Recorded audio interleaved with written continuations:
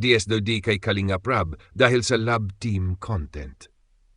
Detalyadong pagsasalaysay. Isang mainit na issue ang lumitaw online matapos kumalat ang balita na ang vlogger na si Kalinga Prab ay posibleng kasuhan ng DSWD, Department of Social Welfare and Development, dahil sa paggawa umano ng love team content kung saan may kinalaman ang ilang menor de edad. Ayon sa ulat, naglabas ng reaksyon ng publiko at mga taga-subaybay matapos makita ang ilang video na nagpapakita ng di umano'y scripted na pagtutulungan ng mga bata sa temang romantiko o emosyonal. Bagay na maaaring lumabag sa mga alituntunin ng child protection laws sa Pilipinas. Nang lumaki ang issue, agad na nagbigay ng pahayag si Kalinga Prab sa pamamagitan ng isang live video upang linawin na walang masamang intensyon ang kanyang nilikhang content at ang mga batang kasali ay may pahintulot umano mula sa kanilang mga magulang. Gayunman, sinabi ng ilang netizens at child rights advocates na hindi sapat ang pahintulot ng magulang kung ang content ay makasasama sa dignidad o kapakanan ng isang bata. Kasabay nito, naglabas din ng saloobin sina Biansay at Edu, mga malapit na kasama ni Kalinga Prab sa vlogging, na nagsabing nangangamba sila sa magiging epekto ng kontrobersya sa kanilang mga sariling channel at reputasyon. Hinimok nila ang publiko na hintayin muna ang investigasyon at huwag agad husgahan. Samantala, kinumpirma ng ilang sources na kasalukuyang sinusuri ng DSWD ang nasabing mga video upang matukoy kung may paglabag sa batas. Kapag napatunayang may nilabag na probisyon, maaring managot hindi lamang si Kalinga Prab kundi pati ang mga kasangkot sa produksyon ng nasabing mga content. Ang isyung ito ay nagbukas ng panibagong diskusyon sa online community hinggil sa responsibilidad ng mga content creator, lalo na kapag may kinalaman sa mga kabataan. Marami ang nananawagan na muling repasuhin ng mga vlogger ang kanilang mga ginagawa upang matiyak na ito ay naayon sa batas at etikal na pamantayan. Kung mayroon kang partikular na transcript, kwento, video o pangyayari na gusto mong ipa-detalyadong isalaysay, paki-send po yun ngayon para maisagawa ko ito ng mas tiyak at akma. Salamat sa pagbibigay ng buong transcript.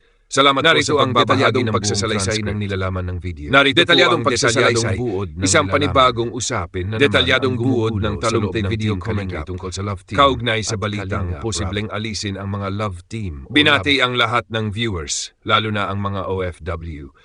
Paalala na tapusin muna ang video bago magkomento upang maiwasan ang maling pagkaintindi. Hinihikayat ang mga viewers na patuloy na suportahan sina Kuya Bal at Kalinga Prab sa kanilang daily charity work. Issue, pag-aalis ng love team sa Team Kalingap. Umikot ang usapan sa kontrobersyang posibleng alisin ang love teams sa Team Kalingap. May mga negatibong opinyon, pambabatikos at paninira mula sa ibang reactors, lalo na tungkol sa pagkakaroon ng love team na may minor de edad. Maring pagtutol ni Kalinga Prab sa ideya ng pag-alis ng love teams. Gagawa raw siya ng paraan para manatiling masaya at engaging ang content ng Team Kalingap. Tungkol sa EDC Love Team, nabanggit ang malapit na mansari ng EDC, Edu Biansi. Si Kalinga Prab ay bihirang mag-upload tungkol sa kanila, pero masaya at aktibo pa rin ang grupo. Si Biansi ay may mga responsibilidad kaya hindi agad makasama palagi sa vlog, pero hindi raw ito issue sa grupo. Si Edu Eds ay nagpapahiwatig ng seryosong intensyon kay Biansi. Gusto siyang ligawan at pakasalan. Nabanggit ang darating na 18th birthday ni Biansi kung kailan posibleng mamanhikan na si Papa Edge. Paninira at pambabatikos. May mga reactor na tila sinisiraan ang love team lalo na kung bata ang kasama, parinig kay Biansi. Ayon sa speaker, hindi ito makatwiran sapagkat walang nilalabag na batas. May mga patakaran at limitasyon na sinusunod. Ang mga ganitong love team ay nagbibigay saya at humihikayat ng suporta sa charity. Pagtatanggol sa love teams. Isa raw sa nagpapasigla at nagpapalawak ng Team Kalingap ay ang love teams, kaya't hindi dapat tanggalin. Ang mga bashers ay tila naghahanap lang ng butas para sirain ang grupo at ang mga content nito. Hiling na alisin sa eksena ang mga hindi nakakatulong at puro paninira lang ang dala. Ang mga viewers at supporters ay naniniwalang dapat protektahan ang positive na kontribusyon ng love teams sa paglago ng Kalingap community. Buod ng posisyon, hindi sangayon si Kalinga Prab at ang supporters sa pag-alis ng love teams. Seryoso si Papa Edge Biansi at posibleng may balak na magpakasal. Ang mga bashers at negative reactors ang dapat iwasan, hindi ang love teams.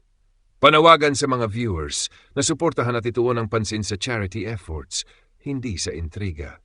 Kung nais mo ng mas pinaikling buod o bullet points lamang para sa social media post o caption, sabihin mo lang po.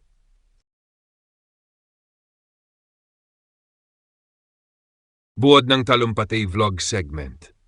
Ang video ay isang komentaryo tungkol sa isyung kinaharap ng Team Kalingap, partikular sa isyung umano'y pag-alis ng Love Team, EDC, mula sa grupo. Munahing punto. 1. Issue sa pag-alis ng Love Team. Umiikot ang usapan sa panukalang pagtanggal ng Love Team mula sa Team Kalingap. Hindi umano pumapayag si Kalingap Rob sa ideyang ito at gagawa siya ng paraan upang maipagpatuloy ang saya at charity works ng grupo. 2. Tungkol sa EDC Edu at Beyonce. Sa kabila ng kaabalahan ni Beyonce, patuloy silang nagbibigay kasiyahan sa mga manood. Inanunsyo ni Papa Eds na nais niyang mamanhikan at pakasalan si Beyonce pagkatapos ng 80th birthday nito. Marami ang humahanga sa kanilang samahan, bagaman may ilang nainggit o bumabatikos. 3. Reaksyon sa mga bashers.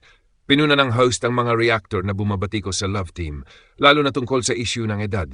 Naniniwala siya na walang nilalabag na batas at hindi dapat sinisiraan ang mga minor de edad sa team. 4. Panawagan sa suporta. Hinikayat ang mga taga-suporta na mag-focus sa kabutihang ginagawa ng Team Kalingap, gaya ng charity. Sinabing ang Love Teams ay nakatutulong sa pag-angat at kasikatan ng grupo, kaya hindi dapat tanggalin. 5. Paghahanda sa 8th birthday ni Beyonce. Inaabangan ng mga taga-subaybay ang 8th birthday ni Beyonce at ang mga plano ni Papa Eds kaugnay dito. Konklusyon. Ang vlog ay panawagan sa pagkakaisa, suporta at pagbibigay pansin sa positibong layunin ng Team Kalingap. Naninindigan si Kalingap Rob na panatilihin ang Love Team sa kabila ng mga batikos at issue dahil malaking bahagi ito ng kasiyahan at inspirasyon ng grupo sa kanilang mga tagapanood. Kung gusto mo rin ng maikling buod na isang talata lang, sabihin mo lang.